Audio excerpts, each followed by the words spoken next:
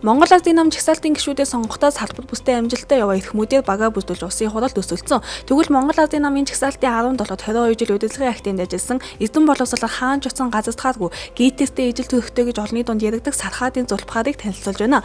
Нийслэлийн 56 дугаар дунд зугаал Турк улсын Мима Синаны их сургууль социологчоос суралцсан. Монгол улсын их сургууль социологчийн магистр удирдлагын актив төрийн захиргаагаар докторийн зэрэг хамгаалжээ. Улмаар удирдлагын активд багш, ахлах багш, тэнхимийн эрхлэгч хөтөлбөрийн удирдагчаар ажиллаж 2016 оноос удирдлагын активын захирал, 2020 оноос хөдөлмөр нийгмийн хамгааллын дэд зайд, 2024 оноос улсын хурлын гишүүн болсон. Англи, Орос, Турк хэлтэй 588 саяын хөрөнгөтэй гишүүн. Дэлхийн банк, Азийн хөгжлийн банк, нэгдсэн үндэсний байгууллагын салбар байгууллагууд, Азийн сан, Фридрих Эберсийн сангийн Монгол улсад хэрэгжүүлсэн 10 гаруй төсөлд үндэсний зөвлөхийн ажлыг давхар гүйцэтгэжээ. Эхнэр 2 хүүхдийн хамт амьдардаг Зулбхаар гишүүн улсын хурлын гишүүн асан Баян өлгөд нөлөөдөө уулзч Телехааны нагаз эгчийн хүү гэсэн. Мэдлэг боловсролоо суралцагчдаа зориулж исэн тэрээр энэ мэдлэг чадвараа улс их орондоо зориулж ирэх 4 жилдээ хэрхэн ажиллахыг харахад үлдлээ. Гишүүний үүргээ шин судалгаар биелүүлэхээр тангаргалаа.